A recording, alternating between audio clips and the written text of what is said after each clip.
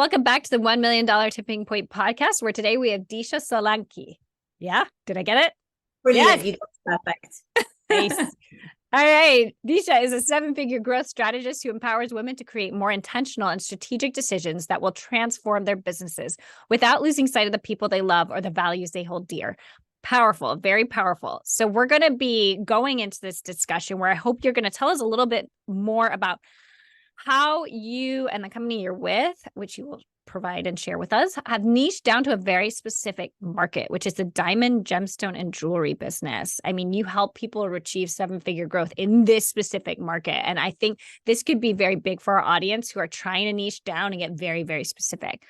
I want to talk about maybe some interesting businesses that you've helped launch in the past and advice that you have for successful launches of a business. And you also founded 3 successful companies. So I want to talk more about what they are and how that can help our listeners. So don't forget, for our audience, if you haven't downloaded the Money Mapper, the link is at the bottom of the show note. And this plug and play worksheet helps you discover financial independence as a business owner. So Disha, welcome. Thank you for having me, Kiri. So please share with us a business that you are a managing partner in right now, currently. So I'm Chief Growth Strategist and Managing Partner at Hill & Company, which is a global management consulting firm to the diamond, gemstone, and jewelry industry.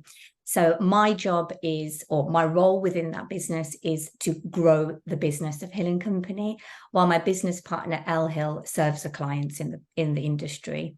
We typically help businesses in this industry who turn over in excess of $2 million US, up to hundreds of millions of US dollars. Wow. Are you allowed to share any of your big name clients? Sorry. No. We sign NDAs. And we are kind of undercover management consulting businesses. So we do have testimonials. You can visit Hill & Company. I was going to say, go to the webpage. I was able to see a few testimonials on there. All right. That's so interesting. So let's talk about the first thing I wanted to talk about, which is really niching down. It's a very specific market. And I don't know how much you can speak to this versus the CEO. Like, how did you really get into this market? I would have to say that Elle is the best person to answer that question, because I came in as managing partner after the business has already been set up. So Elle is an expert in the diamond, gemstone, and jewelry industry, and very well known within the industry, I would say. So it's a place where she can talk from her own experience and her, I think, in excess of 25 years, to be fair, of experience within the industry. Did you have any experience in the industry before coming on? I did not. Elle and I met online, I would have to say, and we have a very interesting story in terms of, we connected with each other because Elle was part of my business strategy calls, and eventually we became really great partners together. And we both thought we're stronger together than we are apart. And Elle has a saying, sorry, Kiri, can't get my head together. Oh, God, I'm so sorry. She has a say. Because I'm trying to talk on her behalf, and that's not me, because we're complete polar opposites, Elle and I. Elle's an extrovert and she can get herself together and put on a show with no problem. Come to me, and I'm the introvert who really has to think very carefully about what I say about another human being and what she might want me to convey.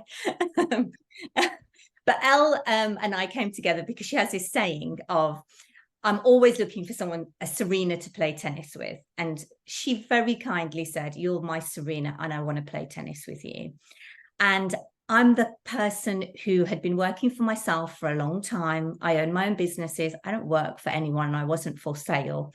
And she knew that. And we came to a deal where we were like, maybe being partners in business would be the best thing for us. And actually it's worked out brilliantly. I would say that we're the perfect combination together. She's everything that I'm not, and I would like to say that I'm everything that she's not. So we complement each other really well. Let's get into that a little bit, because I have had people on the show whose business partnerships have gone up in flames. And I think what makes a little bit of a difference in this one is that Elle sounds like she pulled you in and said, come on, be my Serena, play tennis with me. And she already had the business set up, whereas a lot of the people I interview go in and start the business together as business partners. But what advice do you have to make a business partnership work and play to the best of your strengths? What I would say is, and this worked really well with Elle and I, is always have a little run-in period. Can you actually work together as partners in business? What's your ideology? Where do you meet and always agree, and where do you disagree? Elle and I, in all fairness, we always agree on the big things in business. So we may disagree on the little minor points, but that's more to do with our personalities and the way that we view the world and the way that we view business. And I never see it as a negative. She just sees the other side of what I'm not seeing, and having that mutual respect of not feeling like there's always traction between you. So I understand if Elle disagrees with me, she's got reasoning for it, and we'll uncover it and we'll work it through together, and the same vice versa as well. And maybe, to be fair, lots of decisions, maybe they're not worth going with. And it's only when you speak to somebody else whose best interests at heart are really where this business goes and where we're going and growing, and the team with which we are working with, it's only with that person can you truly have that conversation, I think, because nobody else really knows nuances of the business that you're in, and the adversities you might have faced, or the hurdles you jumped over, or where you're going right now. So it's implicit that you have each other's backs, and trust each other. And I think friendship has a big part to play in that. Do you ever worry about your friendship when you disagree? It sounds like no, because you come from a place of respect. But I guess going back a little bit, when you were in this group together and you met online, do you think you were friends first? Or was it more like a mutual acquaintance, or not a mutual person, just an acquaintance that grew into friendship as you began to work together? Actually, I think it was more of a business transaction when we first started. I was helping Elle strategize of where she was going to go from this six-figure business to a multiple six-figure business. And our relationship grew over time. And I think it got stronger over time as our ethos together, and my best interest was always Elle and her business. And I always knew that she would always want to grow her business. So we had that commonality there. And the friendship, I always think friendship grows over time. And the way that we did it, I do actually think was the best way, because we're not afraid of telling each other what we think. And sometimes if you're friends first, you're so worried about hurting that person's feelings, or they're not going to talk to me again. We don't have any of that. I know she could blow up tomorrow or yesterday, and I'll still be here, because at the end of the day, we're family. And I think, like, if you have children, you know what, they had a moment. It was a moment. It was just one moment in time. It will pass, and it will all come round again, and the world will be right again, and you'll get to the other end of it and think, what was all that about? And normally it's not about anything huge or something we disagree on hugely. So we are very lucky that we have a great partnership, and we have a very strong partnership as well. What is the actual difference for our audience that might not know? You're the managing partner, Elle is the CEO. Does that mean she owns the majority of the partnership? She makes the final decisions. It's her company. How would you explain the difference in titles for our audience who might not completely see the difference? To your point about decisions, generally we make decisions together. Of course, we both have our own independence, and I will go off and make a decision, and I'll make one. What's the worst that can happen? It doesn't work out. It's okay. We didn't lose anything in the big scheme of life, right? I always say we don't save people's lives, and we don't change people's lives in a health perspective way. So it's okay. Whatever it is, we'll make it better in the end, right? Elle is the face of Hill & Company, and she set this business up as CEO, right? And she's in charge of moving our clients forward, and the new kinds of new clients that we will bring into the business. I'm in charge of growing Hill & Company, and where do we go as a management consulting business from where we are to where we're heading, and that's my role. So you have in your bio that you have an established track record in delivering results, helping businesses achieve up to 200% growth in as short as 9 months. That's very impressive. What is something you can tell our audience on helping your business grow, giving them some advice on how do you make it grow and in a short amount of time? What I would say is you have to be signed up to the mission, which is to grow your business. And most people, they start getting attracted by shiny new things. When something's not working out, they'll move on to the next thing and the next thing or the next idea, because we're entrepreneurs at the end of the day, and that's what we love doing. But if you just stick to the one thing and see it through, 9 times out of 10, it will work out. And if it didn't, you learned something in that process. I would always say begin with exploring all the free or low cost marketing that you can do. And that's what we did at Hill & Company to achieve those results at the end of the day. We went from,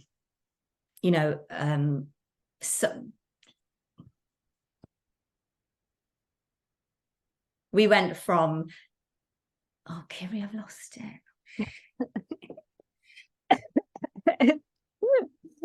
You know what? This is what happens when you're a perimenopausal woman and there's hormones everywhere. And I have a good job I have you, and it just drops out my brain cells. I'm like, I was on a track there and the track's gone. I feel red and inflamed as anything now because it dropped out my head. I will not even go back to that sentence because I probably won't remember it. Well, you're saying it's good to begin with low cost and free marketing. And that is what we tell our clients. And then you were going on there, but we don't have to keep going. We don't have to go back to that. So I'd say low cost and free marketing, and then start standardizing your procedures, start documenting how you have been doing what you have been doing to date, because that will lay the foundation for you to spring from at the end of the day. If you didn't document what you're doing now, as you start bringing in new team members and you start growing on that team, it's really difficult to start reverse engineering and unpicking where you came from, because nobody knows the history that who comes in as fresh, and you're going to have to start repeating yourself a lot, which can become extremely frustrating, and it will mean that your business won't grow at the same trajectory as you would like it to grow. And that can sometimes be a stumbling block for many entrepreneurs, because we're now got to a point of, oh yes, we got to this point, they achieved whatever this pinnacle of a point was, and they want to go from here all the way to there in a short space of time. And they're not going to get there straight away unless they did this groundwork. And also the likelihood of you getting there in a linear pattern is highly unlikely. Most of us have to go around the houses and around the roundabouts to get to the end pinnacle point, because ultimately what happens is you get to that end pinnacle point, say you wanted to get to $8 million in turnover, and you go, oh, that wasn't enough for me, you're on to the next pinnacle. So I don't actually believe there's ever any sort of end point to success. We'd like to think there is. They're just different points in a business journey. That's all they are. With the low cost and free marketing, is that just social media and maybe some ads? Or no, we as a business, Hill & Company as a business, we've never done any advertising to date. We will queue it up for next year, but we haven't today. So email marketing, social media, video content, newsletters, turning up and meeting in person, real life connections, all of those things is what we have exhausted to date. And then we will queue up how to elevate ourselves from there in the next year or two as well. Okay. I was more asking for your clients, but I guess that answers it too, because you probably tell them the same thing, right? Yeah. All right. So let's talk. Facing, though, I must stress that I'm not client facing, right? No, I know. Yes, got that. Let's talk about how you got into this position. You had founded 3 successful companies. What were they? So I bought a franchise, an executive recruitment franchise, when I first started out. I'd only just had a baby. I think he was only about three months old at the time. That's impressive. I wouldn't trust any of my decisions with 3 months postpartum. Completely when I look back now. But I was the person. So I was a project manager for a large pharmaceutical wholesaler at the time. So I was on the road a lot. And when I had my eldest, I didn't think actually it was something sustainable. At the time, my husband works out of the home. He doesn't work from home, 5 days a week, maybe longer, a lot of long days. And I didn't think that was a sustainable way for me to go back to work, be on the road. And because what would be the point of having children otherwise when there wasn't a present parent at any point in time? I thought I could be a stay-at-home mum, Kiri. I'm not going to lie to you. I was like, oh yes, I can really do this. It didn't work out for me, that one. I went All the to people I interview on my podcast who had that, obviously they're on my podcast, so that didn't end up working out for them. it didn't work, but I was really hopeful, I've got to say. Anyway, it didn't last long at all. So I started looking at franchises, and my husband was like, oh my God, just enjoy the time that you have, which I was, but there's only so much you can do with a baby, and so much you can do when you go to baby classes and go for a walk. And I was like, no, there's so much more in my brain. My brain's still going right now. So I bought a franchise, it was an executive recruitment franchise. We specialized in replacing talent from Europe to the United States in the pharmaceutical industry. Usually health economists or medical directors in senior positions. I did that for a good part of 7 years until I came to a crossroads in my own life. And I sold that business and moved on. I'd like to say moved on, but I went back to what I did 7 years before that. I've had 2 children by this point now. And I thought, I'm going to be a stay-at-home mum. I'm going to be really great at it now, because I did the business, I sold it, I got it out of my system. I really got it out of my system, right? I did not get it out of my system. My husband said to me at the time, where I said, oh, I've sold everything. I had no office, nothing. I was literally at home. And he said, I give this 2 days. And I was like, being ridiculous. Well, he was probably about right. 10 days later, I was like, walking around the house, this is going to send me insane. I'd go swimming, I'd go for, I don't know, a class at the gym, I'd come back, God, there's got to be more to life than this. I can't just do this. And by the way, I love cooking, but I'm no cooking, cleaning, or domesticated goddess here either, by the way. So this just was not going well for me. And then my son, he was so funny. So he used to watch me and my sister all the time, making appointments for waxing and all this type of thing. And he saw this thing on the device on the TV called a No Pro. And he said, oh, Mummy, you need one of those. And I was like, okay, if you say so. You could do a business on one of those. And he's an entrepreneurial little guy. He was only 8 at the time. And I thought, oh no, carried on my own merry little way. And he told my brother-in-law, my sister's husband, who'd also been watching me do diddly squat for a bit now, to the point where he was like, oh, you could come work with me for a bit. Then I had my husband go, oh, you could come work with me for a bit. I was like, oh, I don't know if I want to work for either of you.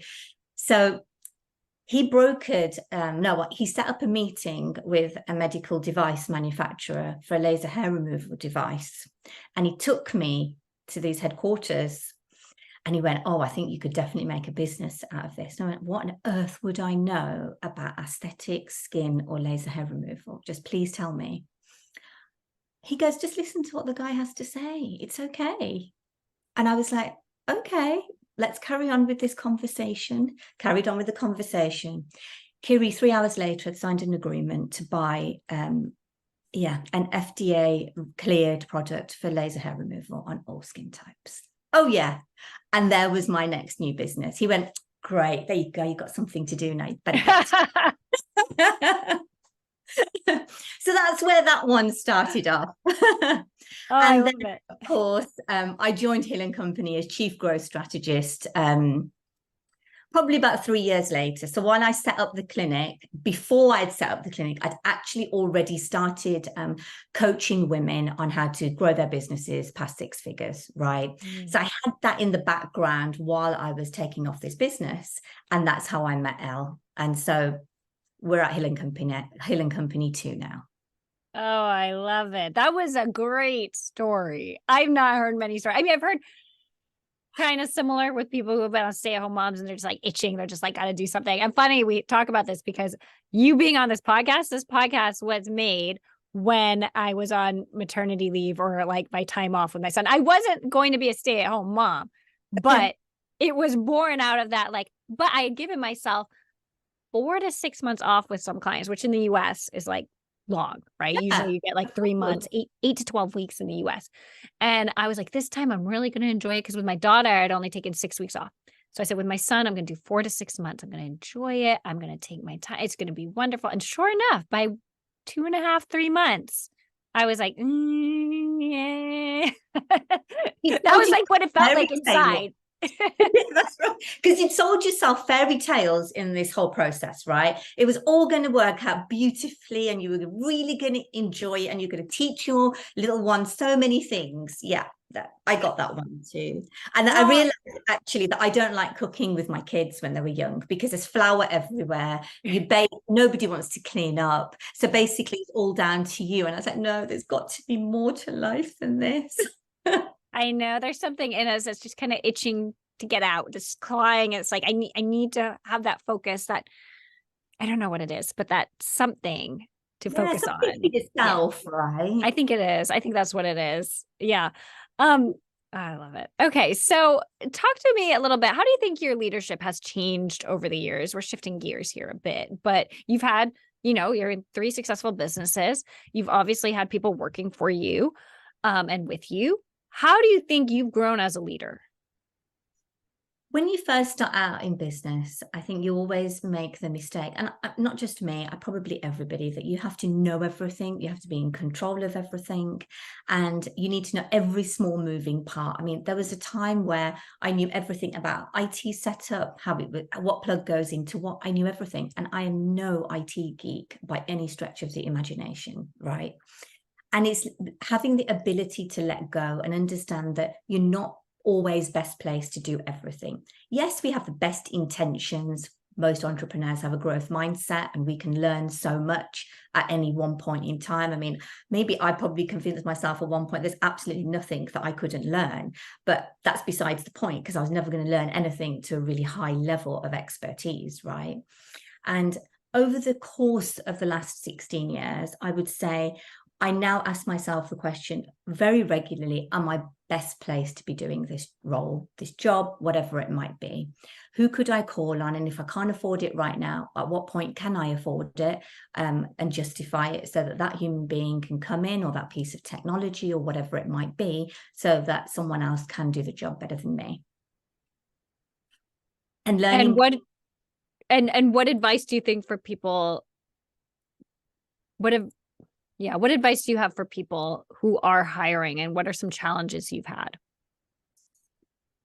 I would say there was a time where I didn't listen to my gut feeling.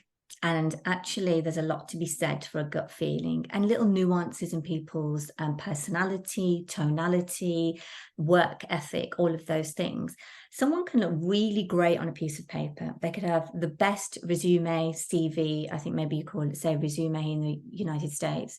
But it doesn't mean that they're going to be great at their day job or put 100% effort in or anything like that. So as time has gone on, I realized that those social and soft skills and someone with a growth mindset, even if they can't 100% or even 80% do the job, if they have the work ethic where they're willing to try and give it a go, I would always say go with it. Your gut feeling has a lot to say. And in my experience, I wouldn't say you base everything on your gut feeling, but you should put it in there somewhere if you're not having a good one. This is very applicable to me right now as I'm looking at expanding my team and working on things and having to make decisions. And that gut feeling, that's what I tell a lot of people. A lot of people on the podcast say that too. Like, don't ignore that gut feeling, because when you have that bad gut feeling, that's the one that you got to be wary of, that bad gut feeling, because then sometimes it's just a niggle, to be fair, Kiri. It's just like a little niggle. So you've done all the process, right? You've got references, you've spoken to their referees, you've got everything in front of you, but something still doesn't gel for you. And maybe that person just isn't the right fit for you in your business. That's all it is. They'll go on and they'll find something else. And that can happen even when someone begins with you as well, right? You'll very quickly begin to realize whether they're a good fit or they're not. And helping that person come out of your business and into the right business, I always think is really important too. So then it's a win-win for both of you. I like that. And I think it's so important to think about that growth mindset too, if they have that, because skills can be taught. If they're willing to learn and put in that effort, skills can be taught and they can grow. So talk to us a little bit about not only when you were coaching people to grow, to seven figures now and before and your own businesses, what do you think is one of the most important action items that people need to take to grow their business? I would say take time out and have thinking time. Take time out and have thinking time? Is that what you said? Yeah. Oh, interesting.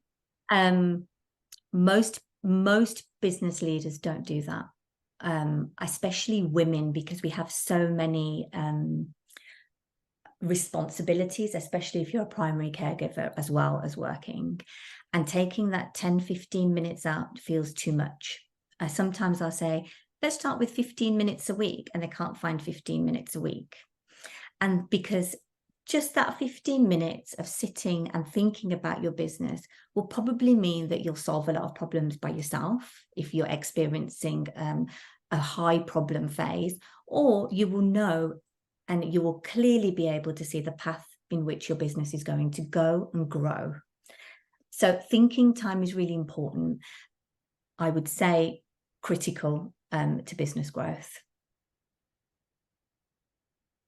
What do you say to people who struggle with mindset and the growth, and when they're growing to seven figures and they seem to have like some kind of block with their mindset? I would always say just stop and look at where you've come to. Most blocks in mindset happen when you're looking very successful. You look like you're turning over a lot of money, but inside the business, you're the only person who knows what the cost expenses are with that business and the troubles that you're having growing. And I would always say, just stop and take a minute and look at where you were and where you are now, and then break down each problem into small manageable steps. And I really mean really tiny manageable steps, because as women and or entrepreneurs generally, we're guilty of setting really big goals for ourselves. And most of the time they're unachievable in the time frame in which we would like to have them done.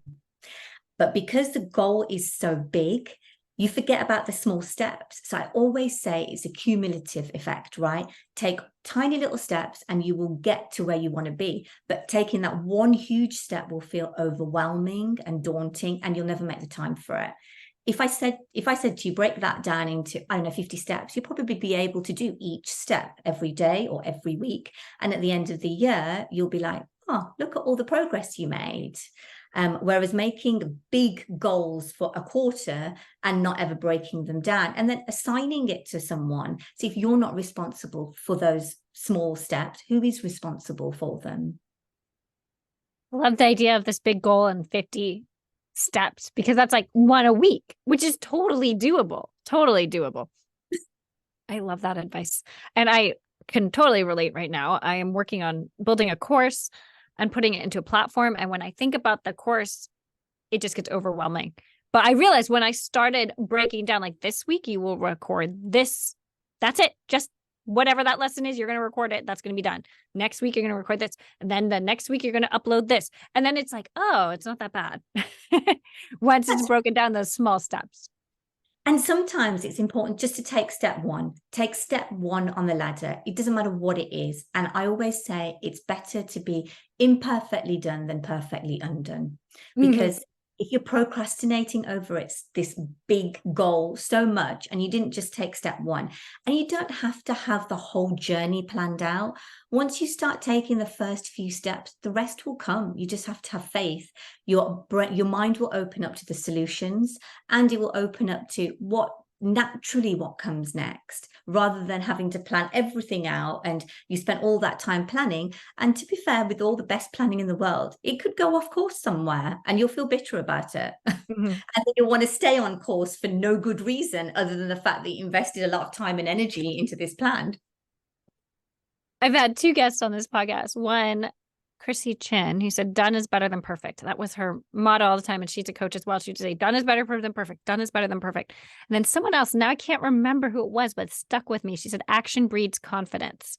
Like, when you do that first step, and then you can do the next one, and then you can do and then all of a sudden you're confident in what you're doing. You keep going. I wish I could remember who said that. I want to say Sarah Massey, but I'm not entirely sure. But that reminds me. It's very reflective of what you're saying.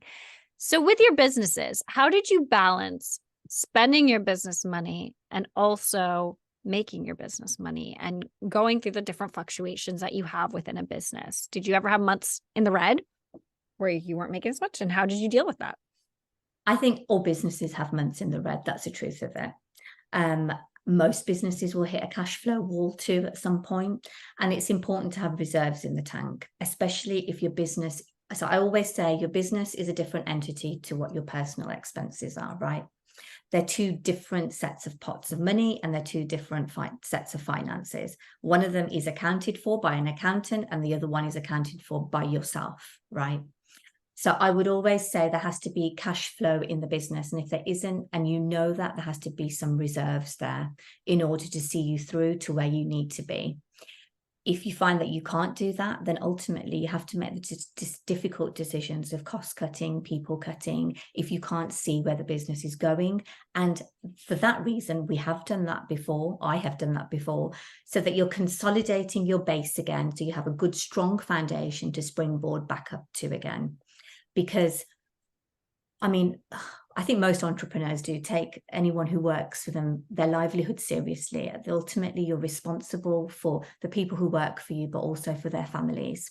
So any decisions you make, hiring decisions and firing decisions, should be taken very seriously and not lightheartedly, which is why I always then go back to listen to your gut, because it doesn't feel good when you're firing people. I haven't met anyone who felt good about firing people, right? Mm-hmm.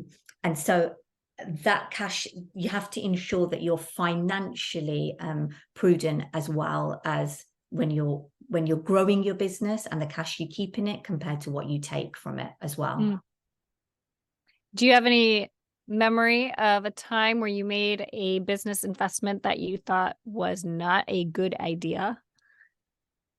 Yeah, I bought a lot of Facebook ads, Kiri, from lots of different agencies. And would I say that it was the best advice for them to take me? Probably not. But it leads you down a path ultimately of educating yourself on what ads look like generally and what kind of results to expect. So I have now managed my own expectations. And yes, we do still run ads. We do run ads for the clinic, but I'm very aware that they are not a get rich quick scheme. And no business should ever go into ads thinking that that is the case, because it's not true. Mm. What do you think is one of the biggest mistakes you have made while growing your business? And maybe it is the Facebook ads, but I'm looking for something maybe a little bit more high level, more like impactful. If you can think of anything that can help our audience not make the same mistake. Hiring more people than I should have, and going all out in my business. So I didn't just hire more people than I should have. I hired more people than I should have. I bought in a training provider for each consultant that was brought into our business. And I really put a lot of the cash reserves that I had into what I thought was growing the business, and then realizing that I'm actually the only person responsible for revenue. And I'm the only person responsible, along with maybe 2 other people, for generating money in this business. And I should have done it slowly, because my goals were big and I wanted to get there quickly. And what I really should have done is lay the foundations, not just for cash flow, but foundations for systems, processes, training. There was so much more to it that I should have thought of, and I didn't, because I wanted to get from 0 to hero in no time at all. And I thought I had the money for it. But what eventually happened was it led me to burn out, because there's only so much one human being can do. And then obviously when new consultants or new staff members come into a business, there's a training period, and you learn this over time at the end of the day. So whilst it was a mistake at the time, and I did really feel it, I'm not going to lie to you, because I had to let 6 people go at one time.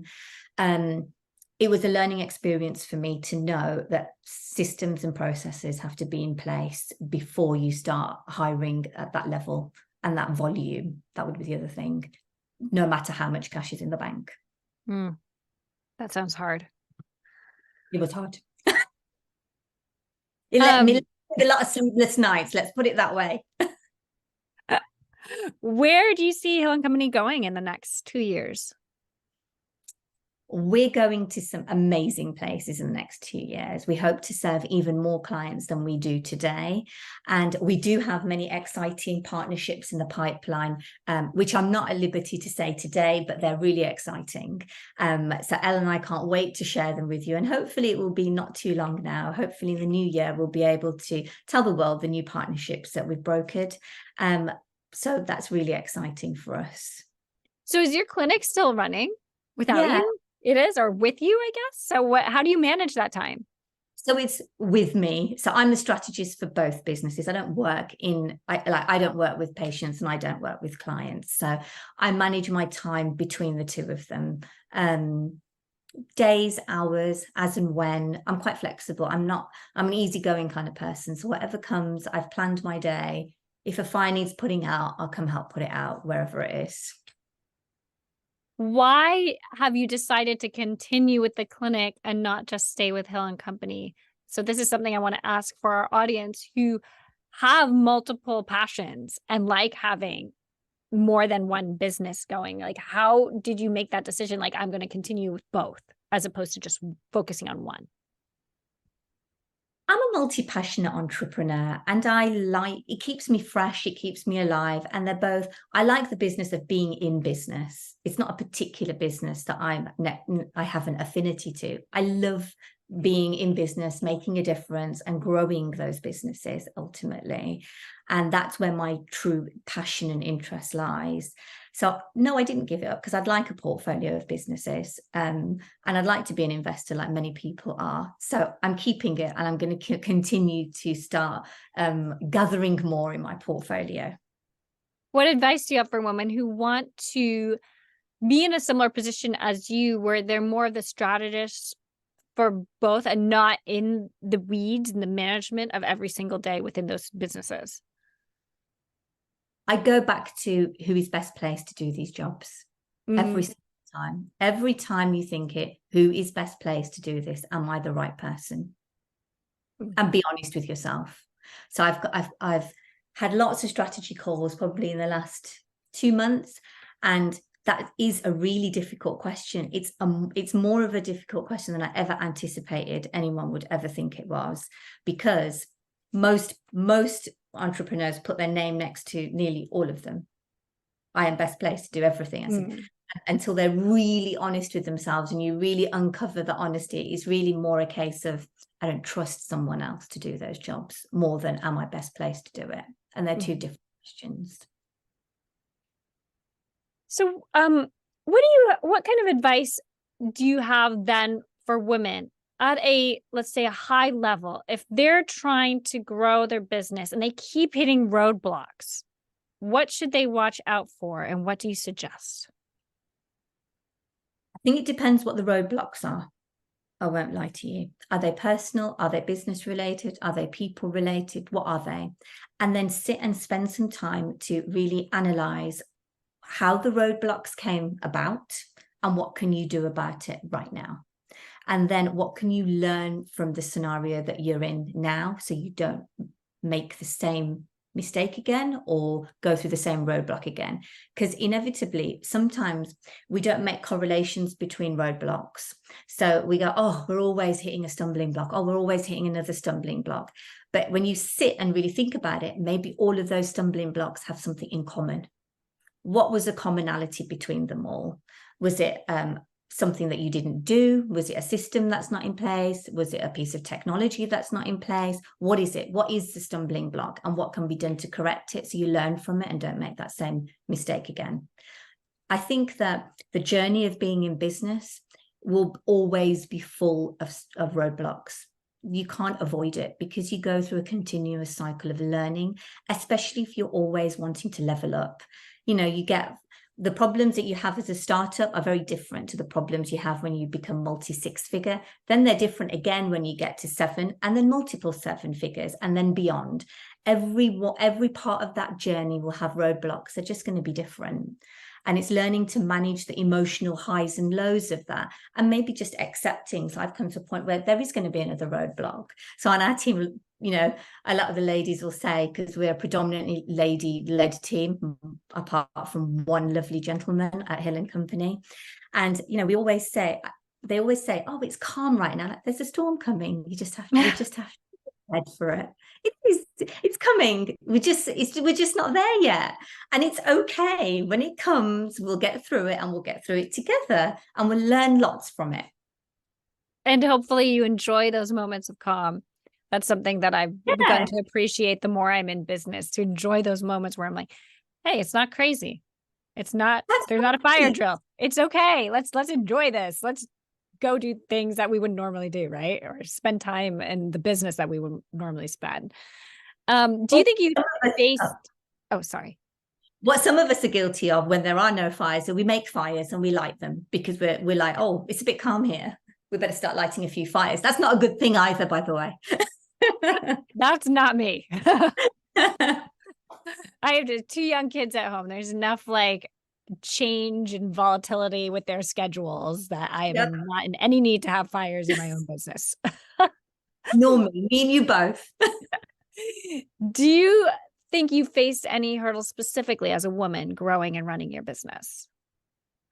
I did when I first started out in business. Yeah. Out of 52 franchise holders, I was only one of 2 women. I had to change my communication style, leadership style, and the people that came to work for me, they were all young adult men too. There seemed to be very few women who wanted to come into executive recruitment at that time. And learning how to communicate and lead, and then with your peers as well, it changes you as a person, especially if you're not it's not where you naturally sit, is in a man's world. It can feel like you're an imposter in that world, especially if you're trying to prove yourself. I've been mistaken for an executive assistant, someone's receptionist, all sorts, even if I'm paying the bill. And that's a hard place to overcome if you're not an outspoken type of person. So I always say you lead with kindness. And sometimes there's a way of putting things that isn't always kind, which means I'll refrain from saying it. I understand that. I remember in college, I had a little bit of trouble with, I don't want to say making new friends. That's not accurate, but like with some friends that I would make, I would just say what I felt. Yeah. Especially once I started getting comfortable with them. So I feel like in the beginning, I knew like enough social norms to niceties to be friendly and polite and etc. But then as time went on, I don't want to say they saw my true colors, but like I just started getting relaxed. And I had a friend say to me, she's like, you should maybe try to work on your facial expressions and what you say sometimes and how it comes out. And I was like, oh, okay. And that always stuck with me. We're still really, really good friends. So that's good. But I understand that. So tell us a little bit more, like, where can we find Hill & Company? Where can we find more about you if our listeners want to connect with you? Now's your moment to tell us. You can find us at hillandco.co, and I'm on LinkedIn, and I'm very active on LinkedIn. So you can just put my name in Disha /Disha Solanki, and I'll be right there waiting for your messages. I love to hear from any of your listeners. And did you know that you were the first person who tagged me and said you were doing a podcast interview with me? And I was so flattered. Like, I have had people do it like afterwards, not even with promoting, being like, hey, I had a great conversation. I had a great podcast. You should listen to it when it comes out or whatever, but never beforehand. And I used to way back when promote it beforehand. Like, I'm interviewing so-and-so. If you have any questions for them, let me know. But then with all the reschedules and cancellations that go on with podcasting, I just stopped doing it. But I was very flattered. So I appreciate that. Thank you. Well, I was very excited to speak with you. I appreciate it. So what is one philosophy, mantra, or quote that you try to run your businesses by? I always say that in business, money is a reward for playing the game well. It's not the game. So always remember who you're serving and who pays the bills. And I always say it's anyone who pays you in your business at the end of the day. In our case, it's clients or patients. They are your first customer. And with that, when you serve well, the money will come, the growth will come. And I have that as an ethos with every business that I've ever run. Well, Disha, thank you This has been a great interview. And for our listeners, if you are part of the Tipping Jar of Wisdom, our newsletter, you'll get to hear some exclusive content questions directly from Disha. So sign up. And if you liked this, please share the show. Share it with your friends. If you think what Disha said was valuable and informative, let's do it. Share it and tag me on Instagram at Virtually Curie, or find me on LinkedIn. That's where I'm most active. So Disha, thank you for your time. And we will be going into exclusive content questions. Thanks, Curie. We are back with the exclusive content questions with Disha. And Disha, are you ready for this? You can answer as much or as little as you want. So give us, please, your best marketing advice. Know your audience. Know who you're talking to. Have one human being in mind and start marketing to them. Most people don't know their audience. They don't know who they're marketing to, and they're marketing to everyone because they're so worried about not making money. Just find that one human being who you know wants to buy your product or service and market to them, and then move on to the rest of the human beings. But we're all human, and there's only one message that each of us, or each type of us, wants to hear. At what point did you know it was time to build a team within your businesses? I would say when you begin to realize that you can't be everything to everyone and do everything at any one time. And when you begin running out of time, there's only 24 hours in the day. 8 of those, I hope most of you sleep. And some of those have to be assigned to family and things that happen in the house. I realized in my case, I woke up one day and went, why is my house such a mess? It's because I didn't clean it or tidy it. they're just normal parts of living life, right? Especially if you have kids. So when you know that you're running out of hours in a day, it's time for you to look at a team. If you could tell yourself one thing when you started out on your journey, your entrepreneurial journey, what would it be? Take everything in your stride and not take everything so seriously. That's what I would say. We can become very serious as business owners and entrepreneurs, and it doesn't need to be that serious. Inject a bit of humor into whatever it is that you're doing and see the other side of the coin. And 9 times out of 10, this time too shall pass. It will pass. It's not going to last an indefinite period of time. It will pass, and you just have to get through that particular moment in time, and there'll be a rainbow at the other end of it. If you make one. If you don't make the rainbow, there won't be one. Have you ever felt like quitting? And if so, how did you work through it? Oh, hell yeah. I felt like quitting lots of times. I must quit I must have wanted to quit, I don't know, at least 30 times in the last 16 years. Oh, it just depends on what happens today, right? Why do I want to quit? Honestly, most of the time is decision-making fatigue. I think as women, we are the final decision makers on most things. And if you run a business, you're also the final decision maker on most things too, right? So you've got lots of input. You've got work, you've got children, you've got parents, you've got a business partner, you've got a team, you've got finance. Like, there's so much coming in, marketing, like the list is really quite endless, HR, technology, systems, that you just think, how many decisions can you make in a day? But you don't need to make them all in a day. You just have to queue them up in order of priority and start making the right decisions at the right time. What is one actionable step if you were talking to a woman, or maybe one of your coaching clients, and they were saying, I just need to go back to my desk. Give me something I can do right now to help me grow my business for the rest of the day. What would you tell them? Well, I'd ask a lot of questions first, unfortunately. So I'd say, what's the one thing you're having a problem with? Because growing a business can mean so many different things to so many different people. It depends at what point you are in your business. Is it leads? Is it people? Is it processes? What is it that's stopping you from growing your business? And what does that mean to you? Does it mean that you want to grow your bottom line? You want to grow your top line? You want to cut something? You want to invest in something? What does that mean to you? And then I would tell you to go away and do one actionable point. But the first thing I would say is just stop 15 minutes and have a little think yourself. What is it? It all comes back to that, the little thing. Because most of us don't ask that question unless we didn't stop to think for ourselves. So what we're wanting to do is somebody else to stop and do the thinking for us. What is it that I have to do next? When sometimes you need to just talk it through. You just need to talk it through, and the next step will become evident.